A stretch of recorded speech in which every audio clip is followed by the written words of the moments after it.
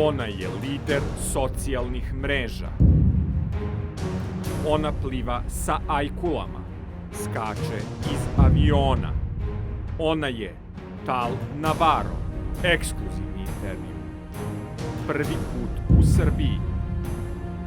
Samo za Telegraf.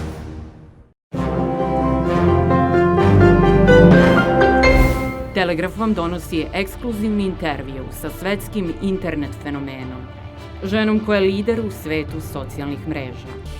U nastavku ćete čuti neverovatne stvari. I messed up the whole word. You're like Tal Navarro, a digital marketing consultant. I know everything about you, but you got to tell something about yourself to the audience here. So there are pretty amazing stuff coordinating with you, like, so tell us everything about it. I'm Tal Navarro. I'm from Israel, and I'm a social media expert and a consultant. I do lectures, I escort companies in their social media marketing process, and I'm a teacher for that. I used to have, I established one of the first social media college in Israel, and this is mostly my expertise. This is mostly what I do. So I gotta say that you're a pretty modest girl. You didn't mention that you've got 100,000 followers on different digital assets. So I gotta ask you, what was the feeling like when you had like 100 people or 1,000? And you gotta describe that feeling to me right now. Social media has always been one of my favorite areas, one of the things that always fascinated me.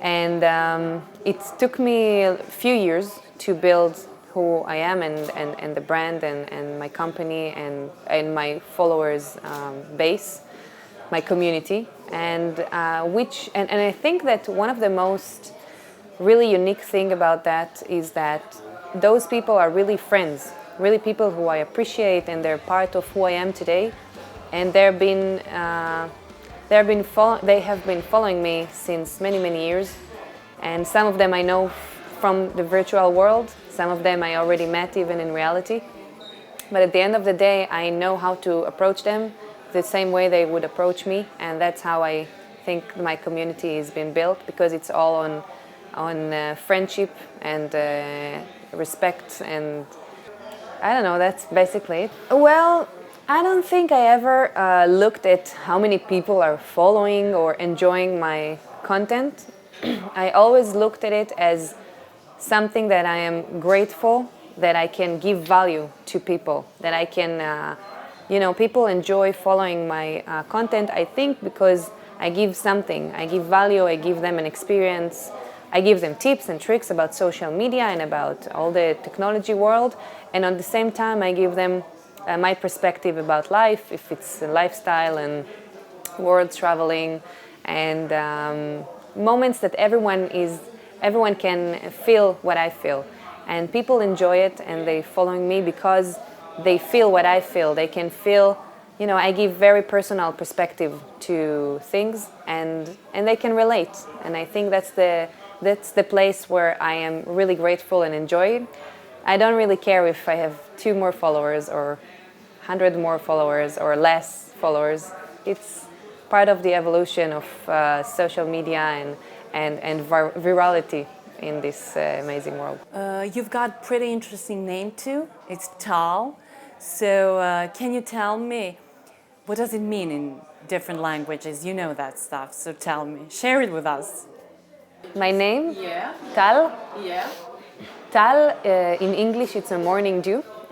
I was the first kid for my parents, and they said that, like, the morning dew, it's the first rain in the morning, and it's refreshing. So I was kind of refreshing for them, I guess. and it's also clapping and music in Hindu, and I think it's a valley in German. I'm not sure though, but I think so. Someone told me that once. And I guess there are a few more meanings. I have Turkish, Hungarian, I think Russian, because it's not sure, and Poland. Those are my grandparents. I have my parents from Israel, and I was born in New York, so I'm a mess. one big mess. I'm a mix. So you gotta tell me top 5 tips in the area of social media, because I'm interested in how can I be a successful girl in a business I'm doing. 5 top tips. Yeah. I didn't think about it yet. I didn't. Okay. 1, be real. That's the main important thing. Is being real. Talk, in the level of the eyes with the people, just like you speak with a friend. Just like I said before. Another thing is that to learn the tools. There are many online tools. And you have to really know them and understand how to use them, because if you don't use them correctly, you might damage yourself more than do good for your company or brand. Another tip is it's a relationship you're building. It's not, when a one-night stand, there is a campaign, there are 2 sides, there is a payment, there is an advertising on television, and then after 2 weeks, gone. Nothing left. Yeah. Only memories. Sure. Sometimes not very good even. Okay. But when we're talking about a long-term relationship, you're talking about something that is 2 sides, something that is something that you build with time, something that you manage. You have to think about it. You have to be creative. You have to take part of it as a brand. Yeah, put an energy and time and thoughts and it's not anymore just one way. One advertiser gives one message to everyone, but now it's a relationship that it's 2 sides. You have to understand your other side, and the brand needs to know now that he speaks to the client, and the client can return an answer. So it's a 2 sides thing. So tell me something. How would you describe different digital assets in one word? Well, different channels have different people who are taking part of them. For example, LinkedIn, it's a business channel, okay? It's a business platform, And when you have a business platform, people are joining them there to do business. And they're joining to add their history of business and their company and what do they do and this and that. So the whole purpose of people over there is completely different, for example, than people who are joining Instagram or joining Facebook, because each one has different purpose and different tools to use. Instagram, it's pictures, it's images and videos.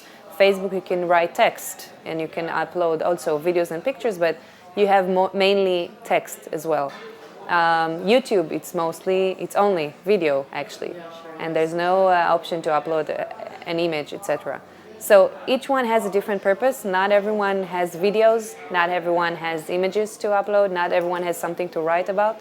So it's different people with different approach on every different channel. So how did you get in the job you're doing now? So tell me something more about the milestones you had in your life. Yeah. How did I get to what I do? What are the milestones? Well, there are a few actually. I lived abroad. Well, after I finished the army in Israel, I left and I started to travel the world, and I discovered that to be far away from home, it's not easy. And then I started to look for ways to communicate with my family, and I found the online tools, of course, and there used to be ICQ, and very, very long time ago. It was like almost 12 years ago, 15 years ago, and then I discovered the online world, and after spending my time in New York, I was in India for a long trip, and in India I discovered the social media platforms that called MySpace at the time. I came back to New York, and then I met someone online in New York on MySpace that approached me, and that's how I went to live with him in the Caribbean islands, and I lived a few years in the Caribbean islands, and I established my first company for social media and for marketing online. Before I even know what it means, I just learned while doing it. And then I went to Florida for 2 years, and after Florida I came back to Israel. I established the first social media department in Adler Chomsky. It's an advertising company in Israel, the second largest actually. And I also established this college, the first college in Israel, one of the first colleges in Israel for social media. And I had really a lot of companies coming to study how to promote their brand online. And after it was sold, I kept doing different startups. I was part of startups. I advised startups how to promote themselves. I built my own and etc. etc. Something else what I wanted to ask is, you mentioned the army. You gotta tell me something about that. I mean, not every girl here or anywhere else in the world. In the army. Yeah. I think life, every step of in my life, I'm becoming who I am today, right? Every step, it's like I have stairs, and every year I'm going one stair up to reach the point who I am today, and I have lots of stairs to go to climb, And I just started. It's an amazing feeling. But what I mean is that the army was one of the first very main important stairs that I took in my life, and it teaches you so much and it prepares you so much for life that when you go into the army and when you leave the army, you're two different people. Those years really made me who I am today.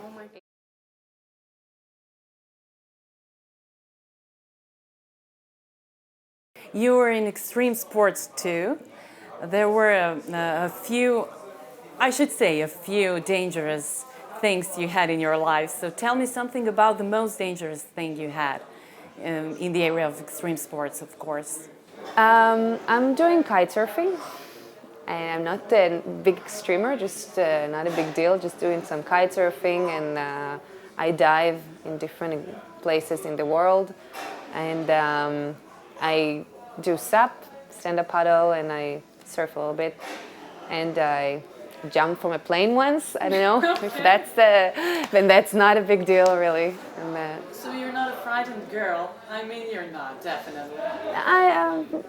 You don't consider yourself that kind of I don't see why to scare and not to take the first step. If I would stay and if I would stay at the same place and be scared to do things, I will miss them.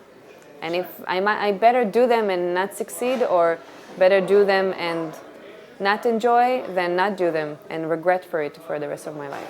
It's not dangerous, but it's amazing. I met whale shark a few times.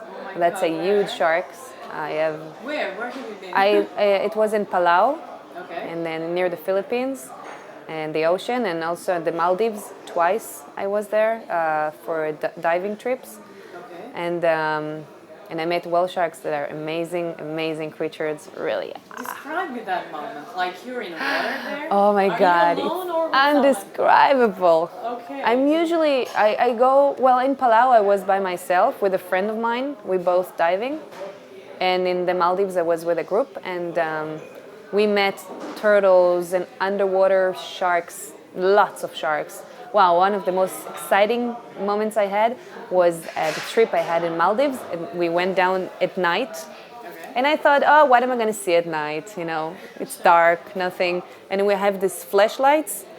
And I had, I think, approximately 100 sharks running between us. And I have them bumped inside me from the left to the right. And it was crazy night, really amazing, amazing adventure. Not explainable even. So, you gotta compare me a bit, Belgrade with Israel. Are there some similarities, or yes? What are the biggest differences between them? Well, yes, it's. I was just thinking about it. It's my second time here in Serbia, and each time I'm coming, I'm shocked from it. The nightlife here is very nice, and it's like in Israel. Israel has the best nightlife ever, right? It is very nice to see that the culture here is very open. People are nice in Serbia, and in Israel they're also kind of nice to each other, very warm people. A similarity as well is on the roads. You see people are barping each other, and they go to the left and they cut to the right, and then there's a mess on the road, and everyone is very impatient, and it's the same in Israel. And also the looks is I think it's the same. We have the same colors, Serbian and Israelis. Same attitude, same thinking. I hope to come more and more, and because each time I meet people like you and him and all this team here are great people, and I'm always having fun. And that's it. Thanks for having me.